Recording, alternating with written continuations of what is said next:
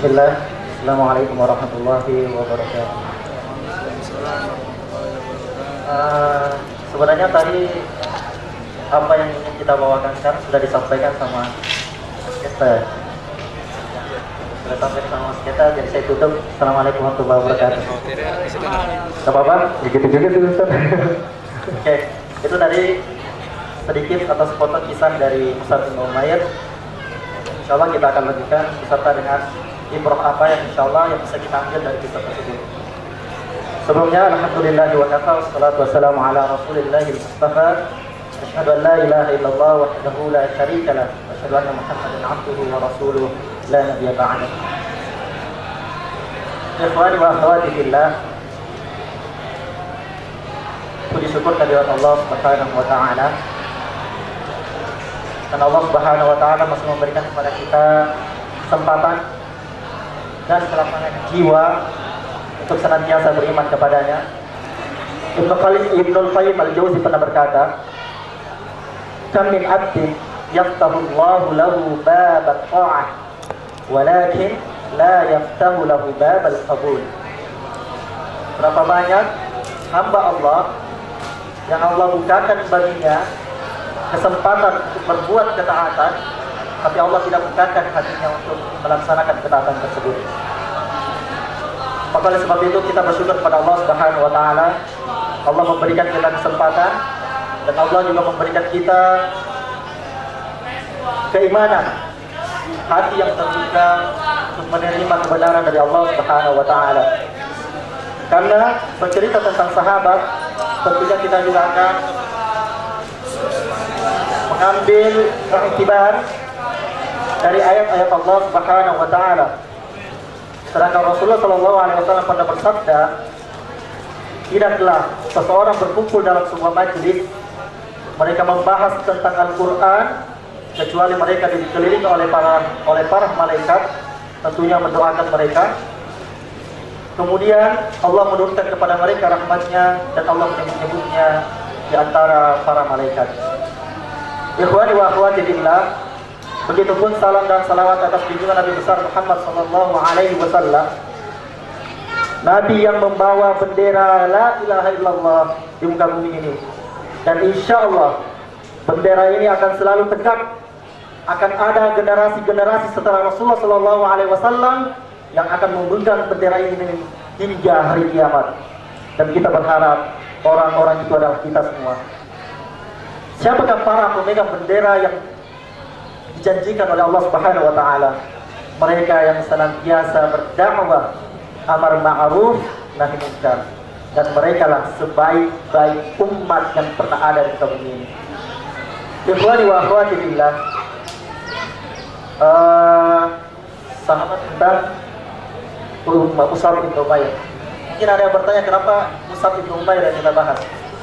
Kenapa bukan dari Khulafaur Rasyidin al-Arba'ah? Kalau ada yang mau bertanya, silakan tanya kepada panitia. Mungkin mas kita mau jawab. Dari segi apa, kenapa dimulai dari Mus'ab bin Umair? Karena kemarin rencananya ini mau dirutinkan ya, membahas kisah-kisah sahabat. Kenapa dimulai dari Mus'ab bin Umair? Kenapa tidak dimulai dari Khulafaur Rasyidin atau al-Mubasysyirin bil Jannah? Orang-orang yang dijamin oleh Rasulullah masuk surga. Sahabat-sahabat yang dijamin oleh Rasulullah masuk surga. Mas Kenta? Mungkin karena ini ya, pada awalnya itu Mus'ab bin Umair itu adalah salah satu duta yang dikirim oleh Rasulullah ke Madinah, yang kemudian beliau itu berhasil mengislamkan 12 orang di Madinah, sehingga akhirnya Rasulullah bisa hijrah gitu ke Madinah selanjutnya. Gitu. Mungkin seperti itu. Ini dari jawaban saya sendiri. Dari segi fadilah berarti. Kalau dari segi fadilah, otomatis pastinya Khulafaur Rasyidin itu harus lebih kita kedepankan dibandingkan sahabat-sahabat yang lain. Walaupun posisi mereka sama di mata Allah Subhanahu wa taala. Kalau menurut saya, kemungkinan besarnya karena beberapa buku membahas tentang 60 sahabat. Dan itu dimulai dari Mus'ab bin Umair. Kenapa nggak ada yang bertanya kenapa dimulai dari Mus'ab bin Umair? Kenapa bukan dari Khulafaur Rasyidin? Sebenarnya maksud para penulis memulai dari Mus'ab bin Umair untuk memberikan tempat khusus untuk para khulafaur rasyidin dengan menuliskan sejarah mereka di buku-buku yang lain, sehingga mereka bisa dikhususkan dalam sejarah dan kita bisa mengingatnya lebih dalam dibandingkan sahabat-sahabat yang lain. Jadi itu alasan para penulis kenapa menulis 60 sahabat mulai dari Mus'ab bin Umair. Tapi apapun itu, insyaallah setiap sahabat memiliki keutamaannya masing-masing dan kita semua perlu untuk mengambil ibrah, mengambil iktibar, mengambil pelajaran dari para sahabat-sahabat yang telah dimuliakan oleh Allah Subhanahu wa taala. Allah Subhanahu wa taala berfirman dalam Al-Qur'an, "Was-sabiquna al-awwaluna minal muhajirin wal ansar walladzina ittaba'uuhum bi ihsan radhiyallahu 'anhum wa radu 'an wa 'adda lahum jannatin tajri min tahtiha al-anhar khalidina fiha dzalikal fawzul 'adzim." Beginilah Allah Subhanahu wa taala mengistimewakan para sahabat. Allah Subhanahu wa taala sendiri yang memberikan gelar kepada mereka. Radhiyallahu anhum wa radu an. Radhiyallahu anhum wa radu an. Kenapa begitu istimewa para sahabat Rasulullah ini? Sehingga Allah sendiri yang memberikan gelar kepada mereka, orang-orang yang diridhoi oleh Allah Subhanahu wa taala dan mereka ridho kepada Allah. Yang biasa kita kenal dengan ridwanullahi alaihi. Jadi setiap kali kita menyebut nama sahabat, di belakangnya selalu kita ikutkan dengan kata radhiyallahu anhu. Ini gelar langsung dari Allah Subhanahu wa taala. Radhiyallahu anhum wa radu an. Begitu istimewanya para sahabat sehingga masa mereka adalah masa umat Islam yang paling baik. Jadi kalau sampai ada yang menghina sahabat, satupun dari sahabat Rasulullah SAW, maka sungguh dia telah menghina Rasulullah SAW dan menghina generasi terbaik dalam Islam. Ashabi kan nujum, ayyuhum ibtadaitum ihtadaitum. Rasulullah SAW bersabda, sahabat-sahabatku bagaikan bintang-bintang di langit. Siapapun yang di antara mereka yang kalian ikuti, maka kalian akan mendapatkan petunjuk. Ayyuhum ihtadaitum ihtadaitum. Bahkan di kitab Aqidah dikatakan, man istahza bis sahabat faqad kafar. Yang menghina, mengolok-olok sahabat, maka sungguh dia telah kafir. Begitu Rasulullah memuliakan para sahabatnya, dan bahkan Allah Subhanahu wa taala sekalipun memuliakan sahabat-sahabat Rasulullah. Pertanyaannya, siapakah para sahabat itu? Bagaimana kita mengukur zaman sahabat?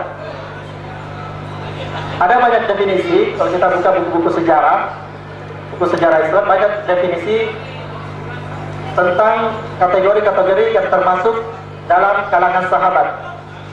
Ada yang mengatakan yang ikut di perang Badar, ada yang mengatakan yang ikut di hijrah pertama, ada yang mengatakan yang hijrah ke Madinah.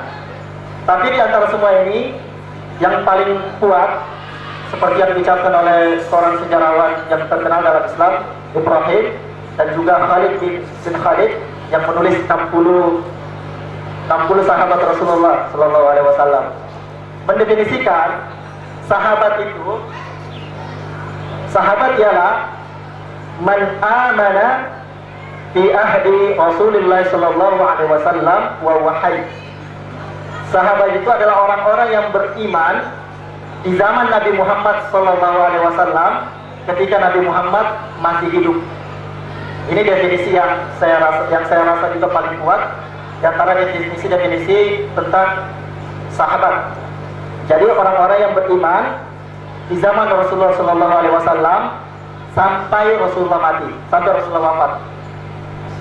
Makanya nanti akan ada yang disebut dengan sahabat sigar sama tabi'in kibar. Pernah dengar istilah ini? Sahabat sigar sama tabi'in kibar. Sahabat sigar itu kecil. Tabi'in itu zaman setelah sahabat, disebut zaman tabi'in, pengikut para sahabat. Nah, ada yang disebut dengan tabi'in kibar. Sahabat sigar adalah anak-anak yang masih usia anak-anak. Ketika Rasulullah SAW masih hidup, anak ini masuk ke dalam Islam. Ini yang disebut dengan sahabat sigar. Jadi dia masuk kalangan sahabat walaupun dia umurnya masih muda, masih kecil. Tapi ada yang disebut dengan tabi'un kibar. Siapa yang disebut dengan tabi'un kibar? Jadi orang-orang yang ketika zaman Rasulullah, Allah Subhanahu wa taala belum memberikan hidayah kepadanya, belum masuk Islam. Jadi dia dewasa di zaman Rasulullah, tapi belum masuk Islam. Dia masuk Islam ketika Rasulullah wafat.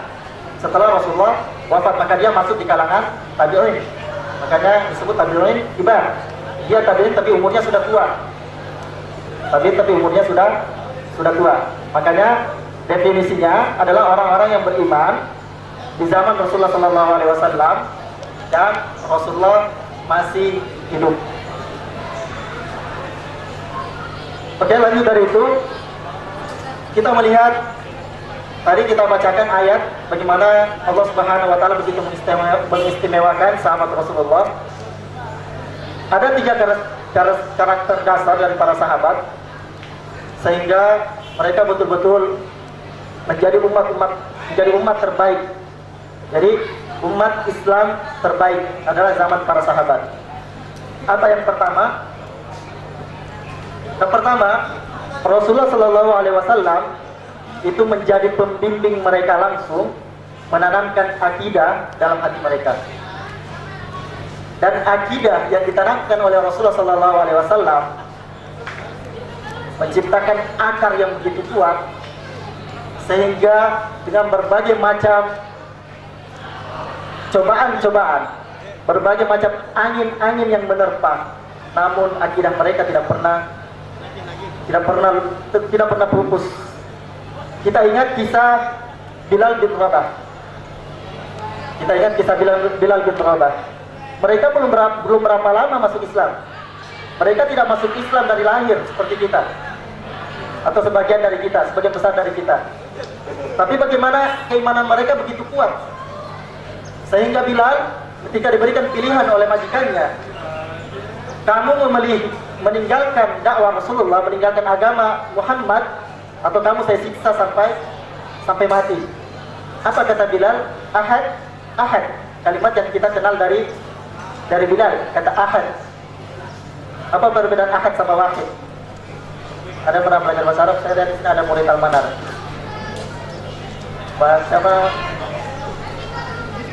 Apa perbedaan ahad sama wahid? Ahad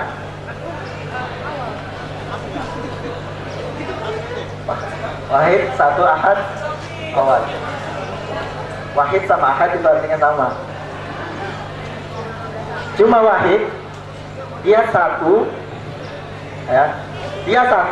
di tempat itu, tapi ada yang lain di tempat yang lain. Kalau ahad dia sendiri, jadi tidak ada sesuatu pun dimanapun tidak ada sesuatu. Itu yang disebut dengan ahad, esa. Makanya diartikan dalam bahasa Indonesia esa. Jadi tidak ada la syarika lahu. Tidak ada yang semisal dengan dia di tempat manapun. Ini kalimat yang kita kenal dari Bilal, ahad. Ketika Bilal dihadapkan dengan siksaan yang begitu berat, kita ingat kisah Bilal ketika dia dibawa di tengah padang pasir yang begitu panas, diseret seperti binatang sampai di tengah padang pasir, ditindihkan di atasnya batu yang sangat besar. Cuma satu pilihannya, kamu cukup mengatakan Muhammad itu kadzib, Muhammad itu seorang pendusta. Tapi Bilal begitu teguh mempertahankan keimanannya. Antum kenal dengan syahidah pertama dalam Islam, Sumayyah Imra'at Yasir. Itu wanita pertama yang mati syahid. Sama keadaannya dengan Bilal. Kalau Bilal itu lebih beruntung, dia dibebaskan oleh Abu Bakar As-Siddiq. Sumayyah ketika dia disiksa oleh majikannya dengan pilihan yang sama, cukup mengatakan Muhammad kadzib, Muhammad itu pendusta. Tapi dengan hati yang tegar, Sumayyah berkata, kamu bisa menghancurkan tubuhku, kamu bisa meluluhkan dari kepalaku hingga ujung kakiku, tapi tidak dengan keimananku. Dengan kata-kata itu Sumayyah meludahi majikannya yang kita kenal dengan Abul Hakam. Karena dia meludahi majikannya, sang majikan menusuknya dengan tombak yang di tiang pasu dan mati di tempat. Inilah wanita yang pertama kali mati syahid, dan diikuti oleh suaminya Yasir, Yasir yang sama-sama mati karena siksaan majikan demi mempertahankan keimanannya. Bagaimana keimanan ini begitu kuat padahal mereka belum berapa lama masuk Islam?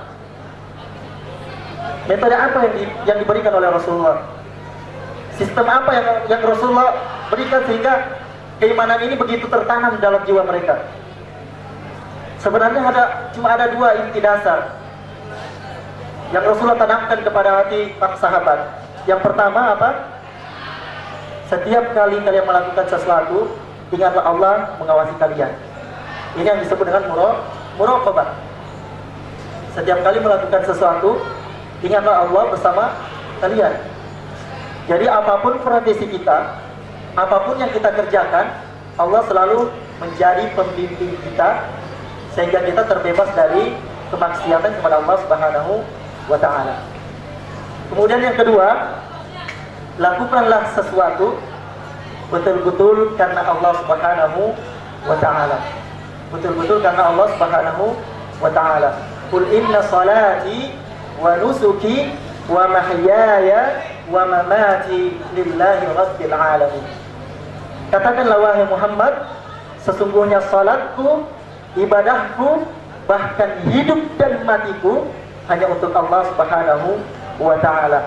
Dua sistem yang ketika ini tertanam di dalam diri kita, maka yakinlah akar keimanan kita akan kuat dan insya Allah tidak mudah digoyahkan oleh cobaan-cobaan dunia apapun. Kemudian karakter apa yang kedua sehingga para sahabat begitu kuat mempertahankan agama Allah Subhanahu wa ta'ala? Di ayat tadi juga disebutkan bagaimana Allah sendiri yang mempersaudarakan antara kaum Muhajirin dan Ansar. Allah sendiri yang mempertahankan, yang mempersaudarakan antara kaum Muhajirin dan Ansar. Ini disebutkan di 10. Wa allafa baina qulubihim law anfaqta ma fil ardi jami'an ma allafta baina qulubihim. Dan Allah lah yang mengikat hati mereka, Allah yang mengikat persaudaraan mereka. Wahai Muhammad, andaikan kamu menginfakkan semua yang ada di muka bumi ini, kamu tidak akan bisa mengikat hati kaum Muhajirin dan Ansar. Jadi Allah sendiri yang mengikat hati kaum Muhajirin dan Ansar sehingga tumbuh ukhuwah Islamiyah yang begitu kuat. Andaikan umat muslim bersatu seperti persatuan kaum Muhajirin dan Ansar zaman dahulu, yakin dan percaya tidak ada yang bisa menghancurkan kaum muslimin pada saat ini. Jadi mereka begitu kuat persaudaraan mereka sehingga penderitaan saudaranya adalah penderitaan mereka. Apa sabda Rasulullah SAW dalam hadisnya? Innamal mu'minuna kamathalil jasad, idza ishtaka 'udwun ishtaka sa'irul jasadi minal hammi was sahar. Jadi orang mukmin itu ini diperumpamakan dari kaum Muhajirin dan Ansar ya. Orang mukmin itu seperti satu kesatuan anggota tubuh. Idza ishtaka 'udwun, apabila satu dari bagian anggota tubuh merasa sakit, ishtaka sa'irul jasadi minal hammi was sahar, maka seluruh anggota tubuh yang lain akan merasakan demam dan tidak bisa tidur. Sahar, tidak bisa tidur. Inilah perumpamaan orang mukmin. Dan Rasulullah SAW bersabda di lain hadis, matalul mu'min kamathalil bunyan, matalul mu'min kamathalil bunyan. Jadi permisalan orang beriman itu seperti bangunan, yashuddu ba'duhum ba'dha, yang saling menguatkan. Jadi kalau bangunan tidak ada pondasinya, langsung dibangun tanpa pondasi, yakin dan percaya itu tidak akan bertahan lama bangunan itu. atau bangunan yang dibangun tinggi seperti ini tanpa tiang, ya, itu juga tidak akan bertahan lama. Inilah permisalan kaum mukminin sebagaimana yang telah Allah persaudarakan kepada kaum muhajirin dan ansar. Kemudian karakter ketiga yang membuat para sahabat Rasulullah SAW begitu istimewa adalah yang ketiga, ayat yang kita bacakan tadi, amar ma'ruf nahi munkar. Kuntum khaira ummatin ukhrijat lin-nasi ta'muruna bil ma'ruf wa tanhauna 'anil munkar. Kalianlah sebaik-baik umat, kata Allah Subhanahu wa taala, ta'muruna bil ma'ruf wa tanhauna 'anil munkar. Saling beramar ma'ruf dan nahi munkar. Andaikan ini juga kita praktekkan, kita sering menghina jamaah tabligh, atau banyak golongan yang menghina jamaah tabligh. Tahu jamaah tabligh JT? Dengan berbagai macam kekurangan-kekurangan mereka. Tapi kalau antum tahu, saat sekarang tidak ada dakwah yang menyamai dakwahnya jamaah tabligh. Ya, dai-dai kita sekarang beraninya cuma seperti saya ini di atas mimbar, di kajian-kajian, tapi tidak ada yang berani menegur langsung. Tidak ada yang berani ketika di jalan ada yang berbuat maksiat, ada yang menegur, itu salah. Padahal inilah dakwah yang sesungguhnya. Tidak ada yang menegur ketika azan berkumandang, di jalanan masih ada yang tidak bergegas untuk ke masjid. Ayo kita sholat. Bahkan ustadz, masyayikh, kiai besar sekalipun tidak melakukannya. Ya, inilah keistimewaan para sahabat. Mereka saling menegur ketika berbuat salah. Ittaqillah, bertakwalah kepada Allah. Dan para sahabat sangat senang ketika dikatakan kepada mereka ittaqillah. Beda kalau kita dikatakan bertakwalah kepada Allah, tersinggung. Ya, sampai-sampai Allah Subhanahu wa taala berfirman, "Wa idza qila lahu ittaqillaha akhadhatul 'izzatu bil itsmi fahasbuhu jahannam." Jadi orang-orang munafik itu ketika dikatakan kepada mereka ittaqillah, bertakwa kepada Allah, tinggalkan itu maksiat, ayo kita sholat, apa yang mereka lakukan? Akhadhatul 'izzatu bil itsmi. Mereka akan mengeluarkan kata-kata kasar, bahkan kekuatan mereka untuk menolak panggilan itu. Fahasbuhu jahannam. Maka kata Allah, cukuplah bagi mereka neraka jahannam. Ya, inilah karakter dasar dari para sahabat sehingga mereka begitu istimewa di mata Allah Subhanahu wa taala. Mereka senang saling memperingati, saling menasihati. Makanya dikatakan di surah wal asri innal insana lafi khusrin illa alladziina aamanu wa 'amilus shaalihati wa tawashaw bil haqqi wa tawashaw bis sabr. Jadi seluruh kita ini dalam kerugian. Cuma siapa yang tidak dalam kerugian? Cuma yang beramar ma'ruf dan nahi munkar. Wa tawashaw bil haqqi wa tawashaw bis sabr. Saling menasihati dalam kebenaran dan saling menasihati dalam kesabaran. Mungkin sudah panjang ya dalam pembukaan masalah sahabat. Kita masuk ke materinya. Mus'ab ibn Umair. Mus'ab ibn Umair, ada yang tahu namanya, nama lengkapnya? Mus'ab ibn Umair bin Hisham bin Abdul Manaf bin Abdul Dar. Jadi dia masih ada hubungan dengan Rasulullah dari pihak Abdul Manaf. Masih ada hubungan dengan Rasulullah. Siapa nama istrinya? Ada yang kenal istrinya Mus'ab bin Umair? Ada? Hamna binti Jahsy. Ada yang kenal Hamna binti Jahsy?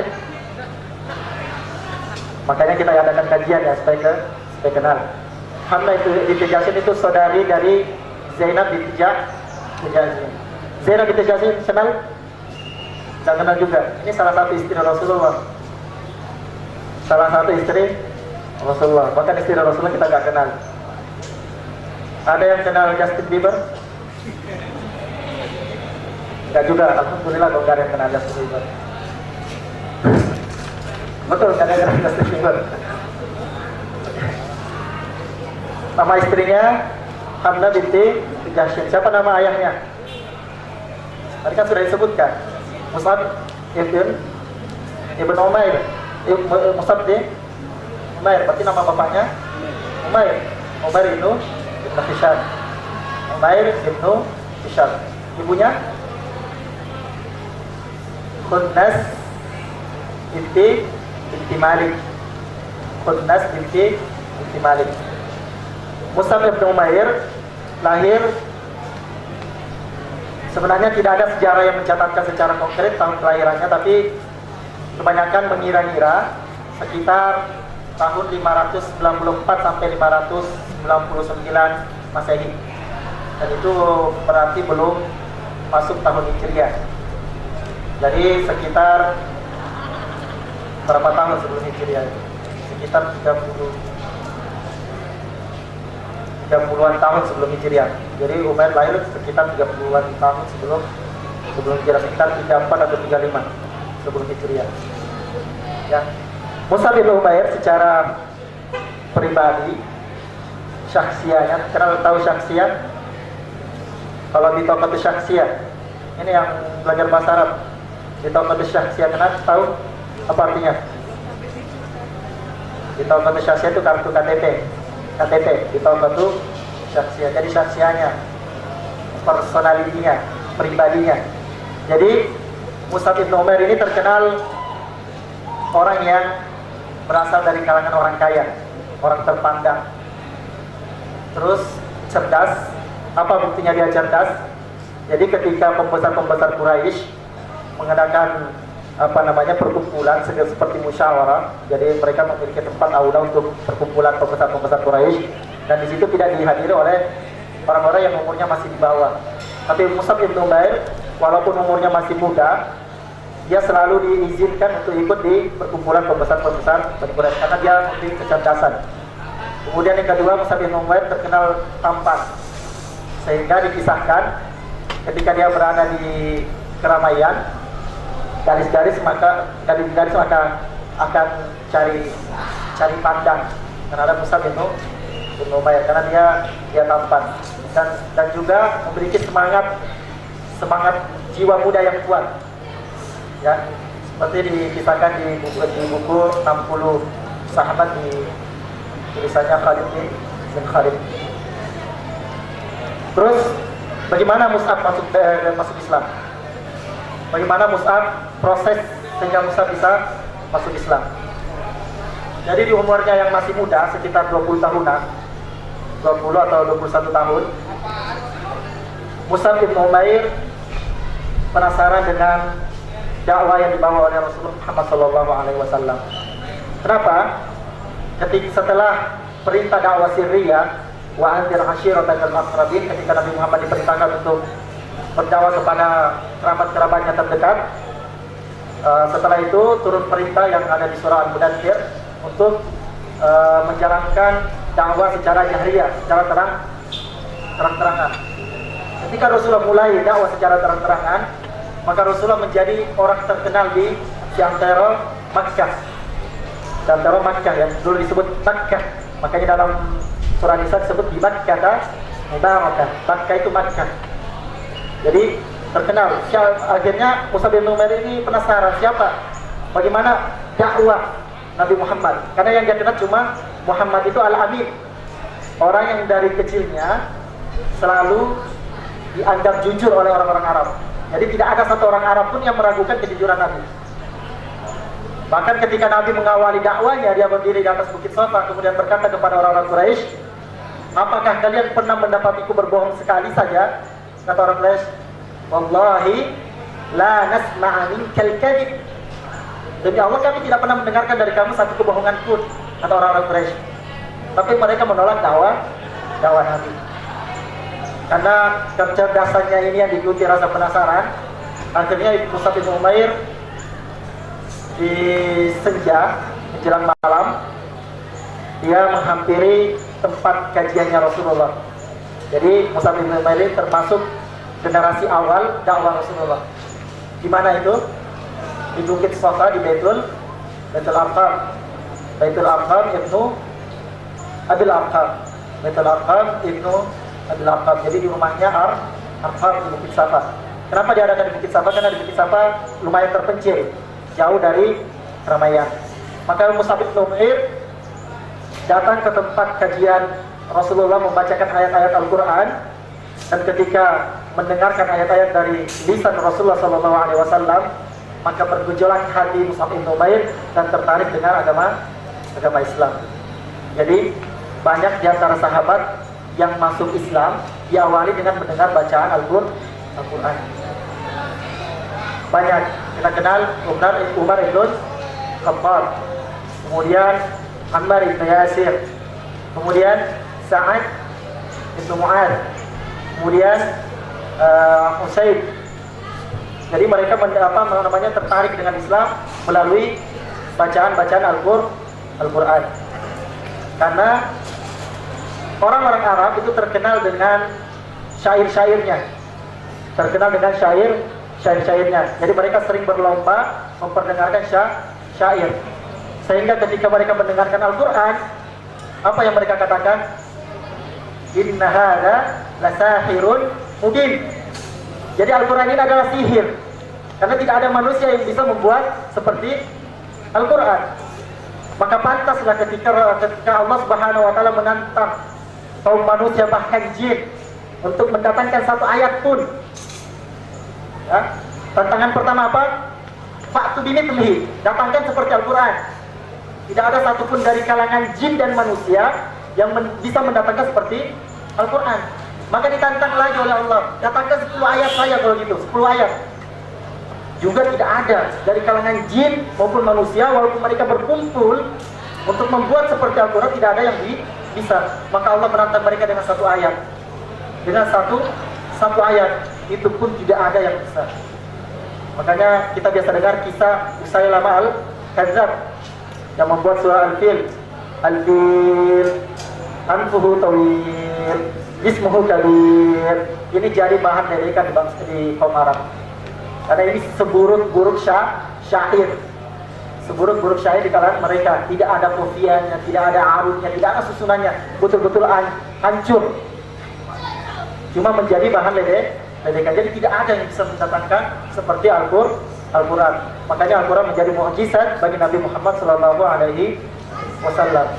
Dan begitu pun dengan Mus'ab bin Umair. Jadi landasan keimanan beliau itu diawali dengan mendengar ayat Al-Quran. Namun perjalanan keislaman Mus'ab bin Umair ini tidak berjalan mudah. Dia harus menghadapi ibu dan kaumnya. Dia harus menghadapi tentangan dari ibu kandungnya, begitupun kaumnya. Dan tentangan dari ibunya ini adalah tentangan terbesar menurut Mus'ab bin Umair. Apa kata Mus'ab bin Umair? Andaikan seluruh orang Arab ingin menghancurkanku, bahkan padang pasirnya pun sekalian, ataupun berhala-berhala mereka pun sekalian ingin menghancurkanku, aku tidak akan mundur. Tapi yang jadi masalah besar buatku, kata Umair, adalah ibuku. Ya. Masalah terbesar bagi Umair adalah ibunya. Sehingga ibunya pernah mengancam Mus'ab bin Umair, kalau kamu tidak meninggalkan Islam, kamu akan melihatku mati secara pelan-pelan. Apa jawaban Mus'ab bin Umair? Andaikan kamu, wahai ibuku, memiliki 100 nyawa, dan setiap kali aku menolak untuk kembali ke agamamu, nyawamu hilang, satu nyawamu hilang, maka 100 nyawamu ini akan habis, dan saya tidak akan meninggalkan Islam. Ya. Betul-betul keimanan yang begitu kuat. Bahkan ketika diancam oleh ibunya, dia tetap teguh mempertahankan keimanannya. Akhirnya nasib Mus'ab bin Umair ketika dia ketahuan masuk Islam, dia dikurung oleh ibunya.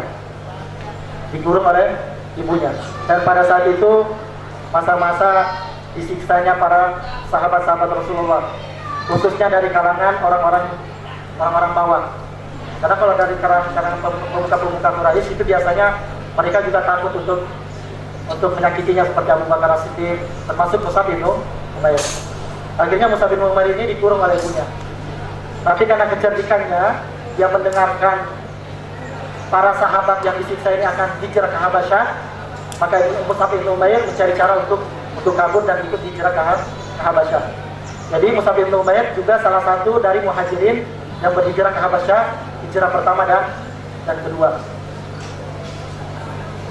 Dan sepulang dari Habasyah, dia kembali mendapatkan tantangan dari ibunya lagi. Ya, ibunya kembali ingin mengurungnya. Tapi kata Mus'ab bin Umair, wahai ibuku, kalau kamu mencoba mendatangkan pengawal-pengawal untuk menangkapku, kalau bukan pengawal itu yang mati, maka anakmu ini yang akan mati syahid. Jadi begitu teguhnya Mus'ab bin Umair mempertahankan keimanannya. Walaupun dengan berbagai macam tantangan dari kaum kafir, Mus'ab bin Umair tetap mempertahankan keimanannya kepada Allah Subhanahu wa taala. Lanjut daripada itu, yang paling terkenal dari kisah Mus'ab bin Umair adalah beliau menjadi duta dakwah Islam pertama. Jadi kedubes duta dakwah Muhammad yang pertama, Nabi Muhammad yang pertama, karena Rasulullah banyak mengirim duta-duta dakwah seperti ke Yaman. Siapa yang ke Yaman? Mu'adz bin Jabal. Mu'adz bin Jabal. Harus sering-sering diadakan Sirah Nabawiyah di sini biar langsung kenal sahabat.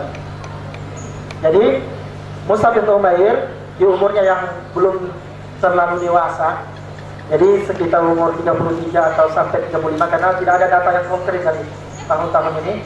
Jadi sekitar umur 33 sampai 35 tahun, Rasulullah SAW memilih Mus'ab bin Umair untuk menjadi duta dakwah pertama dalam Islam. Duta dakwah pertama dalam Islam. Padahal sebenarnya di antara sahabat banyak yang kedudukannya lebih besar, lebih kuat dari Mus'ab bin Umair di kalangan kaum Quraisy. Kemudian banyak juga yang lebih tua daripada Mus'ab bin Umair. Tapi Rasulullah SAW memilih Mus'ab bin Umair. Bagaimana peristiwa dikirimnya Mus'ab bin Umair ke Madinah ini? Jadi ketika dakwah Rasulullah SAW mulai tersebar, orang-orang yang berada di Yathrib, yang sekarang kita kenal dengan Madinah Munawwarah atau Madinah Nabawiyah, atau Madinah Munawwarah, yang dulu disebut dengan Yathrib. Jadi di antara mereka ada yang penasaran, seperti apa sih dakwah Rasulullah SAW ini yang hanya dimulai dengan satu orang, tapi bisa mengguncangkan seantero Arabia, sehingga dia datang ke Makkah, kemudian mengikuti kajian Rasulullah SAW dan masuk Islam. Kemudian tahun berikutnya, ke-6 orang ini yang tadi ini datang bersama 6 yang lainnya. Jadi ada 12 orang yang datang ke Rasulullah yang kedua kalinya untuk dibayat, dikenal dengan bayat Aqabah pertama. Yang pertama. Jadi 12 orang ini, apa isi bayat itu? Yang pertama, la tusyriku billah, jangan menyekutukan Allah. Wala tasrik, jangan mencuri. Wala tazni, jangan berzina, dan lain sebagainya. Jadi isi dari bayat Aqabah yang pertama. Kemudian ke-6 orang Yathrib ini meminta kepada Rasulullah, kami minta utusan untuk membimbing kami di Yathrib. Maka terpilih Mus'ab bin Umair ini untuk ke Yathrib membimbing orang-orang Islam yang ada di Yathrib. Karena Mus'ab bin Umair memiliki cara dakwah yang menarik, betul-betul dengan hikmah dan mau'izatul hasanah, sehingga dia begitu lihai mengajak orang-orang yang ada di Yathrib. Jadi tidak sampai beberapa bulan, Mus'ab bin Umair sudah mampu mengislamkan 72 laki-laki dan 75 laki-laki dan 2 dari kalangan perempuan. Yang ke-77-nya ini ikut di Bai'at Aqabah yang kedua. Ikut di Bai'at Aqabah yang kedua. Karena betul-betul Mus'ab bin Umair ini memiliki cara berdakwah yang hebat. Kita ingat kisah masuk Islamnya Usaid sama Sa'ad bin Mu'adz. Usaid dan Sa'ad bin Mu'adz. Kedua orang ini adalah pembesar salah satu kabilah di Yathrib yang dikenal dengan kabilah Ibnul Ahshal, atau biasa dikenal Bani Ahshal. Jadi Bani Ahshal atau Bani Ashhal. Jadi Usaid sama Mu'adz masuk Islam melalui dakwanya Mus'ab bin Umair. Jadi ketika Mus'ab bin Umair berdakwah di kalangan memberikan kajian kepada sahabat-sahabatnya kaum mukminin yang sudah beriman di Yathrib, maka Usaid datang kepada Mus'ab bin Umair. Apa kata Usaid? Wahai Mus'ab, kamu telah menghancurkan generasi-generasi kami. Kamu menghancurkan generasi-generasi kami dengan dakwahmu, dengan dakwah Islam yang kamu bawa. Dengan santai, dengan tenang, karena ini seorang pemuka kabilah. Sehingga Mus'ab bin Umair berkata, wahai Usaid, duduklah sebentar, dengarkan ayat yang saya sampaikan. Kalau kamu tertarik, terimalah. Tapi kalau kamu tidak tertarik, maka saya akan berhenti berdakwah. Maka Usaid ini duduk, kemudian dibacakan kepadanya ayat-ayat Al-Quran dari awal-awal surah Az-Zukhruf yang Hamim wal kitabil mubin inna ja'alnahu Qur'anan Arabiyyan la'allakum ta'qilun. Jadi dibacakan dari awal-awal surah Az-Zukhruf yang menjelaskan tentang kenabian Rasulullah SAW dan kebenaran Al-Quran. Akhirnya setelah mendengarkan ayat ini, maka Usaid pun tertarik dan masuk ke dalam agama Islam. Jadi tambah lagi satu orang yang masuk Islam melalui ayat Al-Quran. Ya, karena begitu lembut cara penyampaian dari Mus'ab bin Umair, sehingga tidak ada alasan untuk Usaid untuk menolak ajakannya. Ya, ada keajakan yang lebih lembut dari itu. Jadi dia tidak langsung mengatakan kamu kafir dan kamu jauhkan, itu salah dan tinggalkan kami. Tapi apa kata Mus'ab bin Umair? Duduklah sebentar, dengarkan apa yang kami baca. Jika kamu tertarik, maka terimalah. Jika kamu memang tidak tertarik, maka kami akan meninggalkannya. Jadi tidak ada alasan untuk seorang pemuka untuk menolak ajakan ini. Akhirnya setelah masuk Islamnya Usaid bin Umair, kemudian dia mengajak sahabatnya yang juga pembesar kabilah di Yathrib, yaitu Mu'adz ibnu siapa tadi? Masih ingat?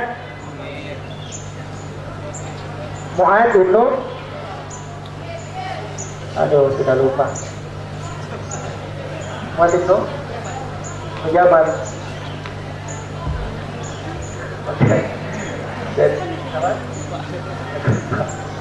Jadi Usaid sama Mu'adz kemudian disusul lagi dengan Sa'ad. Ada dua Sa'ad pada saat itu, Sa'ad bin Ubadah sama Sa'ad bin Mu'adz, bukan Mu'adz bin Jabal, Sa'ad bin Mu'adz sama Sa'ad bin Ubadah.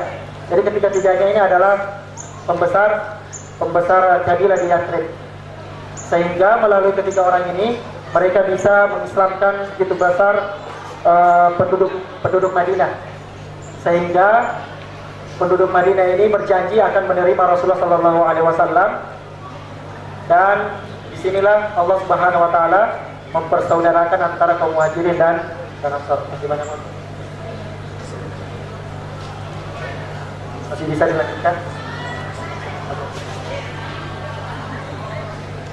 Itu sepintas kisah singkat dari Mus'ab bin Umair. Sekarang kita lihat pelajaran apa yang sebenarnya bisa kita ambil dari kisah Mus'ab bin Umair. Yang pertama,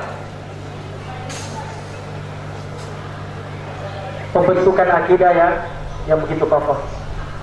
Ya, pembentukan akidah yang begitu kokoh. Bagaimana Rasulullah SAW membentuk akidah sahabat-sahabatnya sehingga mereka begitu kuat mempertahankan keimanannya kepada Allah Subhanahu wa Ta'ala. Dengan berbagai macam kisah-kisah yang sudah kita bicarakan tadi, bagaimana para sahabat mempertahankan keimanannya walaupun maut menjadi jaminannya, menjadi balasannya. Karena kenapa? Allah Subhanahu wa Ta'ala telah berfirman dalam Al-Quran, Innallaha ashtara minal mu'minina anfusahum wa amwalahum bi anna lahumul jannah. Jadi Allah Subhanahu wa Ta'ala telah membeli harta jiwa orang-orang beriman, karena balasan bagi mereka adalah surga. Yuqatiluna fi sabilillahi fayaqtuluna wa yaqtalun. Mereka dengan gagah berani berperang di jalan Allah Subhanahu wa taala. Mereka membunuh dan dibunuh. Mereka membunuh dan dibunuh. Wa'dan 'alaihi haqqan fit Taurat wal Injil wal Quran. Telah jelas balasan untuk mereka, janji Allah untuk mereka tertulis di Taurat, di Injil dan di Al-Quran. Jadi orang beriman itu sudah menggadaikan harta dan jiwanya hanya untuk Allah Subhanahu wa taala. Sebagaimana Mus'ab bin Umair yang rela hidup miskin demi mempertahankan keimanannya kepada Allah Subhanahu wa taala. Tadi kita kisahkan Mus'ab bin Umair dari kalangan orang yang kaya, orang yang terpandang. Tapi ketika dia masuk Islam, dia menggunakan pakaian yang banyak gambarannya. Sehingga Rasulullah SAW dengan sedikit meneteskan air mata berkata, sesungguhnya laqad ra'aitu Mus'aban min an'amil fata fi Makkah. Saya telah melihat Mus'ab ini dahulunya adalah seorang pemuda yang paling mendapatkan kenikmatan di antara pemuda-pemuda lain di Arab. Tapi dia rela meninggalkan semua itu. Lakin tarakahu lillahi wa rasulihi. Tapi dia rela meninggalkan semua kemewahan itu demi Allah dan Rasulnya. Jadi dia merelakan semua hartanya, rela hidup miskin demi menjaga keimanannya kepada Allah Subhanahu wa taala. Dan Mus'ab bin Umair juga merelakan jiwanya untuk Allah Subhanahu wa taala. Mus'ab bin Umair kita kenal wafat pada perang Uhud. Pada perang Uhud ini adalah peperangan balasan dari kaum Quraisy ketika mereka dikalahkan di perang Badar. Sehingga mereka mengutus 3.000 pasukan untuk menghancurkan umat muslimin di bukit Uhud. Dan kalau umat muslimin pada saat itu cuma berjumlah sekitar 700-an. Jadi 3.000 lawan 700. Tapi dengan mengejutkan, umat muslim bisa memukul mundur kaum kafir Quraisy. Tapi karena mereka tidak mentaati perintah dari Rasulullah SAW, para pemanah yang sudah disiapkan, yang sudah ditempatkan di atas bukit, Rasulullah berkata, kalian jangan meninggalkan posisi sampai ada perintah dari Rasulullah. Namun ketika kaum kafir Quraisy ini telah mundur, para pemanah ini turun ke bawah untuk mengambil harta rampasan. Namun ini menjadi kesempatan bagi kaum kafir Quraisy. Mereka kembali menyerang dan memukul mundur kaum muslimin. Pada saat itu, ketika mereka sudah dipukul mundur, kaum kafir Quraisy menghususkan Rasulullah untuk dibunuh. Disinilah peran Mus'ab bin Umair sebagai pemegang bendera pada saat itu. Dia memegang panji Islam pada peperangan Uhud. Ketika Mus'ab menyadari kaum kafir Quraisy akan menyerang Rasulullah SAW dengan suara lantang Allahu Akbar, Mus'ab bin Umair maju bagaikan satu kumpulan pasukan menghadapi kaum kafir Quraisy. Jadi dia sendiri bagaikan ribuan pasukan menghadapi kaum kafir Quraisy untuk melindungi Rasulullah. Jadi seperti dikisahkan dari teman kita tadi, ketika tangan kirinya memegang bendera Islam, memegang panji, tangan kanannya menghunuskan pedang. Ya, karena jumlah kaum kafir Quraisy yang begitu banyak, akhirnya tangan kirinya ditebas. Tangan kirinya ditebas. Maka dia menghampiri bendera itu dengan tangan kanannya. Maka tangan kanannya pun ditebas. Maka dia membubuhkan sisa-sisa tangannya untuk memeluk bendera itu dan ditombak dari belakang. Kalau potongan kaki saya belum dapat riwayatnya bahwasanya dia dipotong kakinya. Cuma riwayat yang saya dapat, kedua tangannya ditebas, kemudian ditombak dari belakang, sehingga gugurlah Mus'ab bin Umair. Jadi sungguh dia betul-betul orang yang pantas mendapatkan janji Allah Subhanahu wa taala setelah mengorbankan hartanya dan mengorbankan jiwanya untuk Allah Subhanahu wa taala. Itu yang pertama. Kemudian pelajaran kedua yang bisa kita ambil, kita wajib mentaati kedua orang tua kecuali mereka mengajak kita kepada kesyirikan kepada Allah Subhanahu wa taala.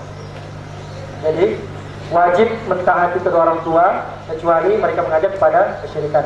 Bahkan Allah Subhanahu wa taala berfirman, kalaupun mereka mengajak kepada kesyirikan, wasahibhum fid dunya ma'rufa. Jadi tetap berhubungan baik dengan kedua orang tua walaupun mereka dalam keadaan kafir. Jadi begitu pentingnya menghormati kedua orang tua, tapi kita wajib menolaknya ketika mereka memerintahkan kita untuk musyrikan kepada Allah Subhanahu wa taala. Itu yang kedua. Kemudian dalam kisah Mus'ab bin Umair itu terjadinya sholat Jumat pertama. Sholat Jumat pertama. Jadi ketika Mus'ab bin Umair berada di Madinah, kaum muslimin sudah mulai besar di Madinah Munawwarah atau di Yathrib. Kenapa disebut Madinah Munawwarah atau Madinah Nabawiyah? Ya, karena ketika Rasulullah datang ke Madinah, Rasulullah membangun umat Madani, membangun umat Madani, makanya disebut dengan Madinah Nabawiyah. Madinah Nabawiyah atau kotanya Nabi, atau disebut Madinah Munawwarah. Nah, karena kita ingat dengan lagu sambutan dari orang-orang Madinah ketika Rasulullah datang Tala'al Badru Alaina. Tala'al Badru Alaina, makanya disebut Munawwarah, yang bercahaya. Jadi cahaya yang datang dari balik bukit, yaitu Rasulullah Muhammad sallallahu alaihi wasallam. Makanya disebut Madinah Munawwarah. Jadi ketika umat muslim sudah lumayan besar di Madinah, kaum kafir Quraisy merasa takut, yang ada di Makkah ini merasa takut dengan besarnya umat muslimin. Akhirnya mereka memerintahkan orang Yahudi untuk mengadakan kajiannya pada hari Sabtu. Jadi semacam seperti kajian atau dakwah pada hari Sabtu. Maka Rasulullah SAW memerintahkan kepada Mus'ab bin Umair untuk mendirikan 2 rakaat, mendirikan 2 rakaat dengan didahului dengan khutbah singkat untuk menguatkan barisan kaum muslimin. Dan dikisahkan pada saat itu umat muslimin yang mendirikan sholat Jumat pertama ada 40 orang. Makanya kita kenal di pendapatnya Imam Syafi'i, jadi tidak boleh sholat Jumat kurang dari 40 orang, mengambil dasar dari kisah Mus'ab bin Umair. Karena sholat Jumat pertama itu jumlah jamaahnya ada 40 orang. Ikhwani wa akhwati fillah, masih banyak lagi pelajaran yang bisa kita ambil. Sebenarnya saya sudah siapkan sekitar lebih dari 10 ibrah yang bisa kita ambil dari kisah ini. Cuma kalau saya sebutkan semua ini kita sampai Isya mungkin. Ya, ketika jawab. Saya serahkan dulu ke. Ya, alhamdulillahirrahmanirrahim.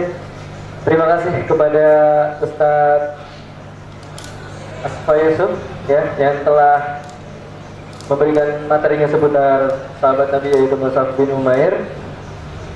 Banyak sekali hibroh yang tadi disebutkan oleh Ustaz sebenarnya yang dapat kita ambil sebagai amalan yang mungkin kita bisa amalkan untuk kita semua di sini yang mendengarkan, sehingga kehidupan kita dapat menjadi lebih baik dari sebelumnya, dakwah kita jadi lebih baik dari sebelumnya. Mungkin di sini selain wajah-wajah lapar, ada juga wajah-wajah penasaran yang ingin lebih tahu lebih banyak, jadi ingin bertanya. Mungkin ada dari satu ikhwan, dari satu akhwat yang ingin bertanya, silakan. Ada? Dari ikhwan? Silakan, dipersilakan untuk bertanya. Dari akhwat? Ada?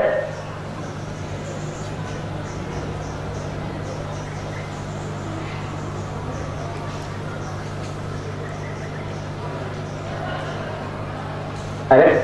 Dari ikhwan, dari akhwat?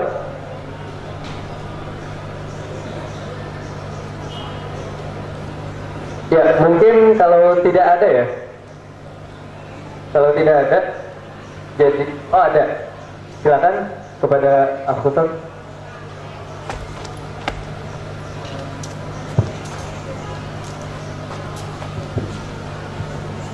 Ya, bismillahirrahmanirrahim. Assalamualaikum warahmatullahi wabarakatuh. Ya, sedikit mungkin ya. Sebelumnya Anda juga pernah dapat kajian senada seperti ini terkait Baitul Aqobah 1 dan 2 yang akhirnya ada hubungan erat dengan kajian ini gitu ya. Nah, yang Anda akan tanyakan bahwa wujud seperti apakah yang akhirnya kita bisa representasi hari ini yang bisa kita contohi gitu ya selayaknya Mus'ab bin Umair gitu sebagai seorang pemuda yang memang kondisinya masih bentukan pertama nih atau kader inti lah bahasanya dari dakwah itu sendiri. Nah, bagaimana memunculkan dalam diri kita akhirnya orang-orang seperti itu? Terima kasih. Assalamualaikum warahmatullahi wabarakatuh. Baik, bismillah. Terima kasih pertanyaannya. Jadi generasi-generasi muda itu cenderung ingin mengetahui berbagai macam hal-hal besar atau ilmu pengetahuan. Ya, jadi tidak semua pemuda-pemuda Islam itu tertarik membahas fikih atau membahas tafsir. Tapi satu hal yang bisa kita ambil dari cerita Mus'ab bin Umair, apapun pendidikan yang kita geluti, ilmu apapun yang sedang kita pelajari, jadikan akidah sebagai pelajaran dasar, sebagai pegangan dasar dalam diri kita. Jadikan akidah sebagai dasar kita membangun ilmu pengetahuan kita, sehingga ketika kita sudah mulai naik, sudah mulai banyak angin yang mengombang-ambing, akar yang sudah kita bangun ini sudah kuat. Ya, jangankan di ilmu-ilmu lain, di dalam fikih atau tafsir sekalipun itu sudah banyak gangguan-gangguan dari fikra-fikra pemikiran-pemikiran yang lain. Kalau akidah tidak kuat, kalau akidah kita tidak kuat, maka sungguh sangat mengkhawatirkan. Kita ingat bagaimana Allah Subhanahu wa taala yang pertama kali ditanamkan dalam diri kita sebelum kita menjadi manusia adalah akidah. Masih ingat firman Allah, alastu bi rabbikum. Alastu bi rabbikum. Jadi ketika bentuk kita sudah sempurna, ingin dilahirkan, ingin dikeluarkan dari alam rahim, satu janji kita kepada Allah Subhanahu wa taala ketika kita ditanya, alastu bi rabbikum, bukankah saya ini Tuhan kalian? Qalu bala. Mereka berkata, benar wahai Tuhanku. Ini adalah akidah. Jadi yang pertama kali ditanamkan dalam diri kita adalah akidah. Kemudian Rasulullah SAW membangun peradaban Islam juga diawali dengan akidah. Coba, andaikan akidah ini menjadi dasar kita, apapun yang kita lakukan, apapun jenis pendidikan yang sedang kita geluti atau kita pelajari, jadikan semuanya hanya untuk Allah Subhanahu wa taala, dan merasalah bahwasanya Allah Subhanahu wa taala selalu mengawasi apa yang kita lakukan, sehingga kita tidak bakalan berani untuk keluar dari tatanan-tatanan yang telah diatur oleh Allah Subhanahu wa taala. Ya. Untuk sebagai pemuda supaya itu yang saya sampaikan, jadilah pemuda yang memiliki akidah yang kuat. Ya, mungkin ada lagi dari akhwat, dari ikhwannya sudah, dari akhwatnya ada yang ingin bertanya? Atau ada ikhwan, salah satu ikhwan yang masih penasaran terkait materi yang disampaikan, jadi ingin bertanya?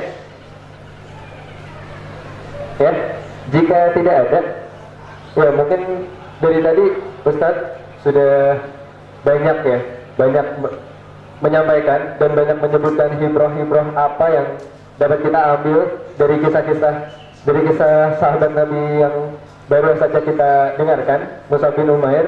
Mungkin dapat menjadi pelajaran buat kita seterusnya, dapat menjadi perbaikan untuk kita ya.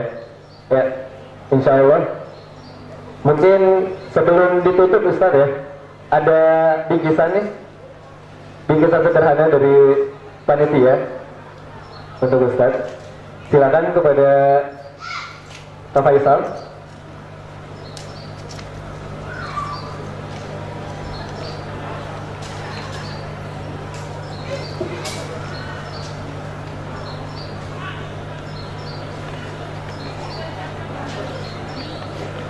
Ya, sekali lagi terima kasih kepada Ustaz Asma Yusuf ya. Saya sudah belibet nyebutnya Asma Yusuf dulu. Jadi suka mikir-mikir dulu kalau menyebut nama Ustaz.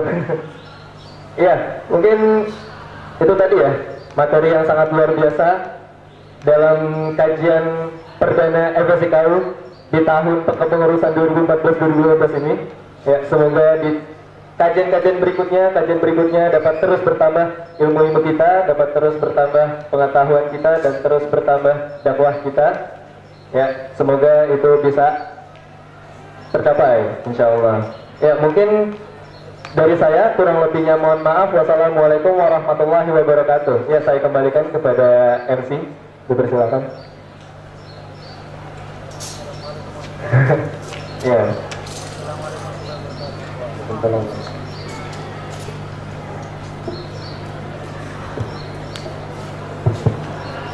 Ya, syukran jazakallah pada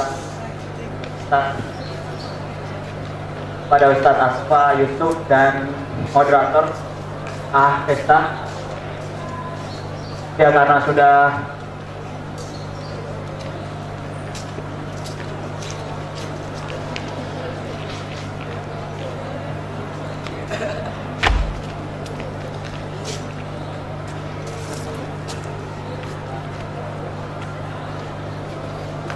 ya, ini ada informasi akan hadir jurusku Jumat Kewirausahaan FSKU 9 Mei Talk Show Wirausaha dengan para usahawan muda. 16 Mei di Soul Coach, cara membangun bisnis ala Rasulullah. 30 Mei Women Premier, wanita juga bisa sukses di bisnis loh. Di Purilinua dan UPT Perpus gratis. CP-nya Koni. Ya, itu. Karena udah maghrib, kita tutup dengan lafaz hamdalah. Alhamdulillahirabbil alamin. Istighfar dengan ikhlas. Dan doa kafaratul majlis. Paham? Ya, kurang lebihnya mohon maaf. Assalamualaikum warahmatullahi wabarakatuh.